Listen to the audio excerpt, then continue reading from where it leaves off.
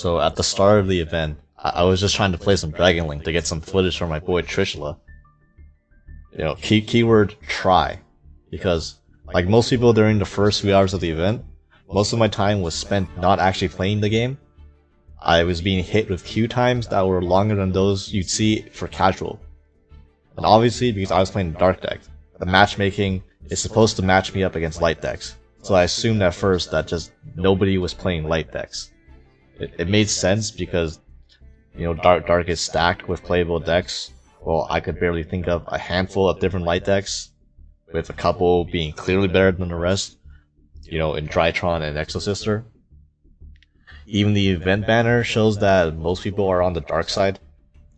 However, while I do have issues with the available light options, which I will definitely get into later, that was not the issue here.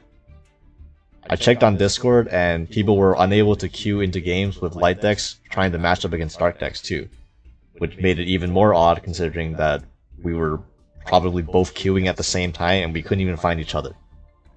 And people started saying that they were having the same issue in ranked, like on the ladder, which should never have problems with queue times unless the server was just gone. Which it was. Konami made an official announcement about the matchmaking issues, and it didn't even specify that it was an event-specific problem. So yes, people were in fact getting booted from the queue timers no matter where on Master Duel they were trying to play. Needless to say, I just called it quits at that point and went to bed after that. So the next day, after I got back from work, right, I of course checked to see if they fixed it, which they kind of did. So Konami, being the small indie company that they are, they found a solution to breaking the entire game that was caused by them trying to implement their special matchmaking system for the event. And their solution was to just completely remove this matchmaking system entirely.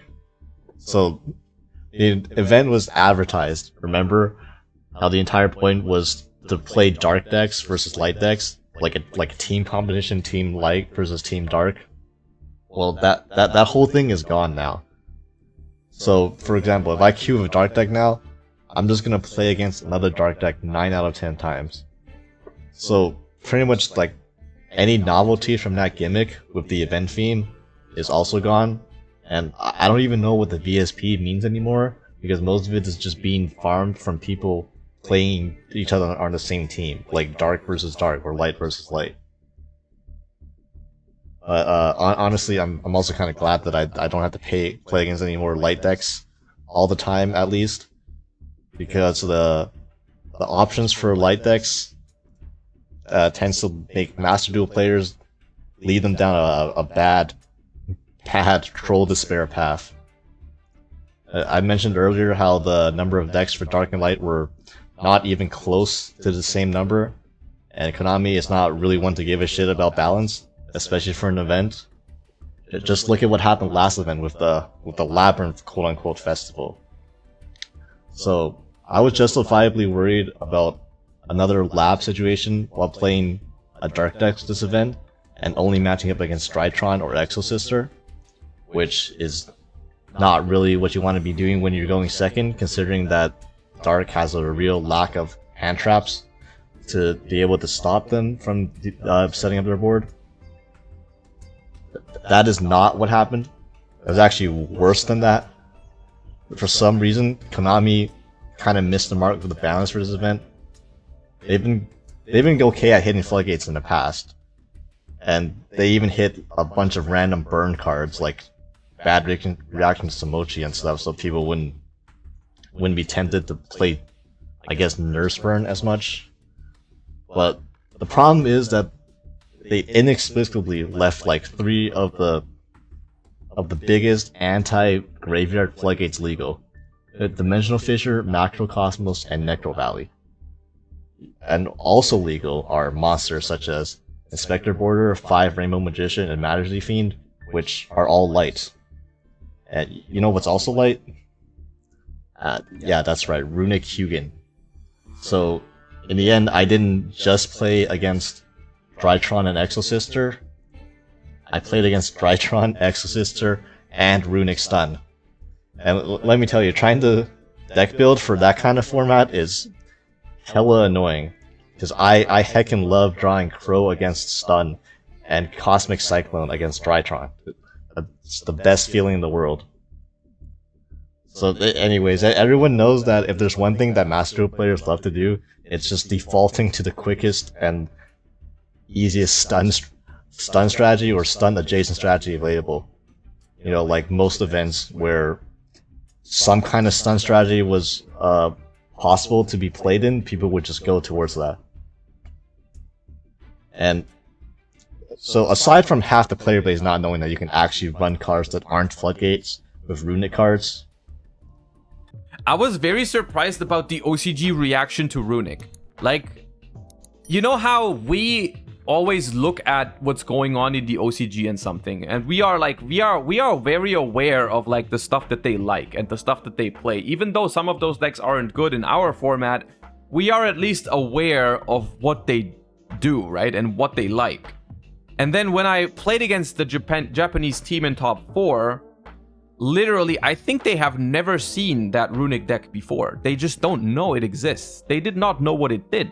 Also, people kept sending tweets to me of like how OCG Twitter was going crazy because they had never seen those cards before. They didn't understand about like what that combination was about and stuff like that. And I don't even blame them for playing Runic Stun this event, to be quite honest.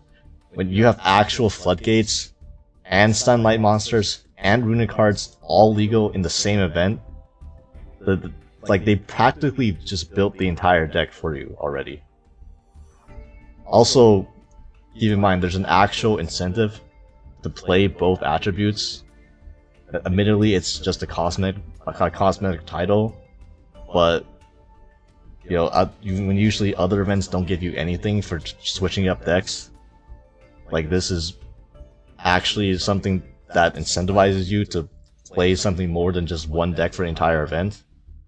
So in that case, if people want to say go for the title, I can't believe I'm saying this, but playing Runic Stun like might legitimately be the best light deck for anyone to play, especially if they don't own one of the actual like few available light decks in the game. That most of them are either half nerfed because they require non-light monsters like Cyber Dragons or ABC. They're also hella expensive. Like look at how expensive an Exo Sister deck is and how many URs it has. And that's before you include the fact that Light has access to hand traps, but all of the hand traps are URs themselves. Valor, Nibiru, Gamma. That's not Gamma. What am I saying? Valor, Nibiru, Ogre. So those are all URs that you probably want to play in your Exo Sister deck too. So yeah, I have a feeling I can see how much of that UR symbol is going to be in a deck list for one of those decks. And that's basically been what I've experienced in the very eventful first day of the event.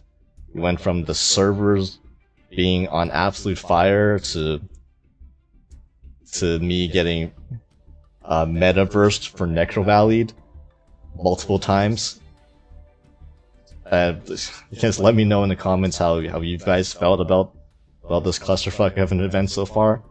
And I guess let me know if you'd also be interested in the event Dragonling deck that I've been using. I suppose, you know, maybe I could get some more footage and make a video for that too if you're interested. So yeah, and enjoy. Well, try. I hope you finish the rest of the event without too much more of this shit happening.